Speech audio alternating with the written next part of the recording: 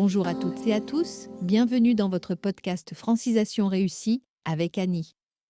Aujourd'hui, nous allons parler d'un sujet qui me tient particulièrement à cœur, la résilience des immigrants qui réussissent leur intégration au Québec en français. Oui, il y a de belles histoires de réussite malgré les défis initiaux. Imaginez-vous arriver dans un nouveau pays où tout est différent? La langue, la culture, le climat et même la façon de dire bonjour. C'est le quotidien de milliers d'immigrants qui choisissent le Québec chaque année. Commençons par Maria. Quand je suis arrivée, je ne parlais pas un mot de français. Aller à l'épicerie était un défi. Mais je me suis dit, un jour à la fois, une phrase à la fois.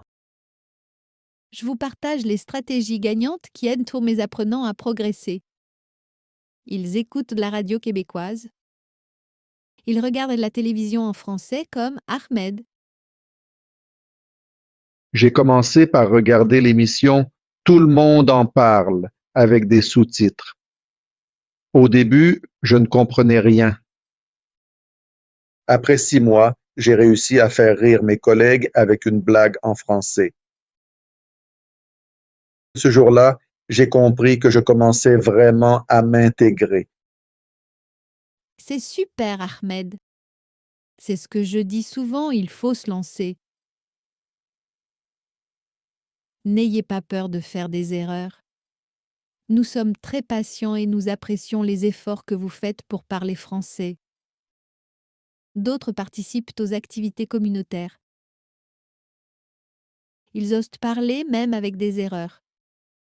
Ils notent les nouveaux mots dans un carnet. Ils pratiquent avec les voisins. Je sais que plusieurs d'entre vous me demandent souvent « Annie, c'est bien beau les cours de français, mais où est-ce que je peux pratiquer en dehors de la classe ?» Il y a des endroits et des activités pour améliorer votre français gratuitement. Ma première suggestion sont les bibliothèques de Montréal. Saviez-vous que plusieurs bibliothèques organisent des clubs de conversation en français? Par exemple, la grande bibliothèque du boulevard de Maisonneuve offre des séances hebdomadaires. C'est un environnement super accueillant, pas de stress.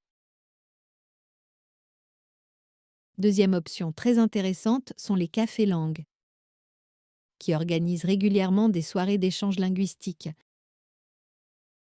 C'est vraiment sympa, vous rencontrez des Québécois et des Français expatriés qui veulent apprendre votre langue. Et vous pratiquez le français autour d'un bon café. Pour les sportifs, je recommande vivement de vous inscrire dans une ligue sportive amateur. Les ligues de soccer ou de volley-ball sont populaires à Montréal. Non seulement vous pratiquez votre français, mais vous restez en forme. C'est ce qu'on appelle faire d'une pierre deux coups. Maintenant, parlons des centres communautaires. Par exemple, le Centre Saint-Pierre dans le village organise souvent des ateliers en français. Ça peut être de la cuisine, du bricolage, du yoga. C'est l'occasion parfaite de pratiquer le français tout en apprenant quelque chose de nouveau. Je vous ai déposé le lien du site à consulter. Vous avez aussi les YMCA dans tous les quartiers qui offrent des cours de langue et des ateliers spécialisés de conversation en français.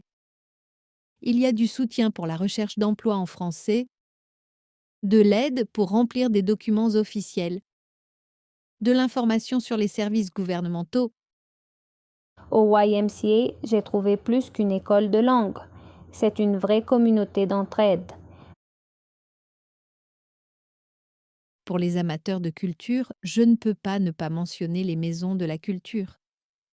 Elles offrent des spectacles, des expositions et des activités culturelles gratuites ou à petit prix. C'est un excellent moyen de vous immerger dans la culture québécoise tout en pratiquant votre français. Il y a aussi le site Meetup. Vous pouvez y trouver plein de groupes francophones qui organisent des activités, des randonnées, des soirées jeux de société, des groupes de lecture. C'est vraiment une mine d'or. Maintenant, écoutons vos réussites. Commençons avec Sophia, 34 ans, colombienne. Quand je suis arrivée il y a 3 ans, je pleurais tous les soirs. Je me sentais tellement isolée. Mais j'ai commencé à travailler dans un petit café. Au début, je faisais beaucoup d'erreurs. Cela amusait les clients, mais ils étaient patients et ils me corrigeaient gentiment. Aujourd'hui, je suis gérante de ce même café et je forme les nouveaux employés, en français. Et Yuki, 28 ans, japonaise. Le plus difficile? Les sons qu'on n'a pas en japonais. Je me suis enregistrée pendant des heures à répéter R et L. Je regardais la voix avec des sous-titres. Au bout d'1 an, j'ai osé m'inscrire à un cours de théâtre en français. Maintenant, je joue dans une troupe amateur. Voici le témoignage de Dimitri, 42 ans, ukrainien. J'étais ingénieur en Ukraine. Ici, j'ai dû recommencer à zéro. Je me levais à 5 heures pour étudier le français avant mon travail de chauffeur Uber. Mes passagers étaient mes professeurs. Aujourd'hui, 3 ans plus tard, je travaille comme ingénieur dans une entreprise québécoise. Ne lâchez pas, ça en vaut la peine. Méline, 39 ans, chinoise. Mon moment de déclic, quand ma fille de 4 ans m'a dit « Maman, ton français s'améliore. Les enfants sont nos meilleurs professeurs. Maintenant, je l'aide avec ses devoirs et nous lisons des contes québécois ensemble. » Andrei, 31 ans, russe. J'ai failli abandonner après 3 mois. Tout était trop dur. Puis j'ai rencontré un groupe de joueurs de hockey. Ils m'ont invité à jouer avec eux. J'ai appris le français à l'aréna. Fatimata, 36 ans, nigérienne. Mon conseil, moi, faites du bénévolat. J'ai commencé dans une banque alimentaire. Au début, je triais juste les aliments. Petit à petit, j'ai commencé à parler avec les autres bénévoles. Aujourd'hui, je coordonne toute l'équipe. Le français, c'est comme une plante. Il faut l'arroser tous les jours. Voilà ma routine. 15 minutes de radio le matin. Une série québécoise le soir. Un nouveau mot par jour. Une conversation même courte avec un voisin. Merci Fatimata. Irena, 46 ans, mexicaine. Après 6 mois, j'ai eu mon premier rêve en français. J'ai pleuré de joie. C'est possible? C'est dur, mais c'est possible. Chaque jour, vous progressez, même si vous ne le voyez pas. Amir, iranien.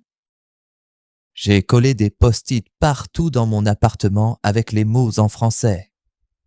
Ma femme pensait que j'étais fou. Maintenant, elle fait pareil.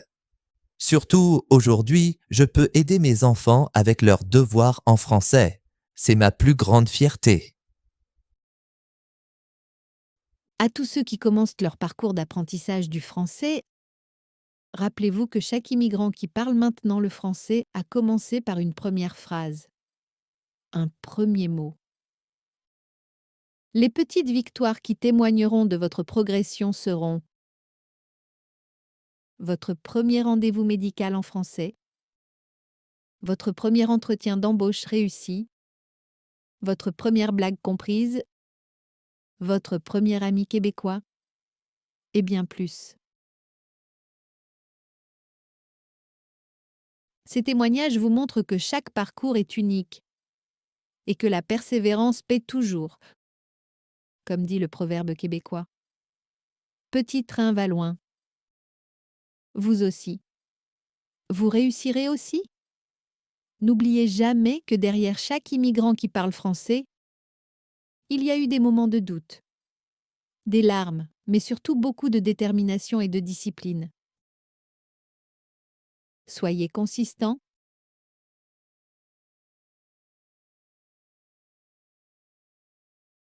La résilience, c'est comme un muscle.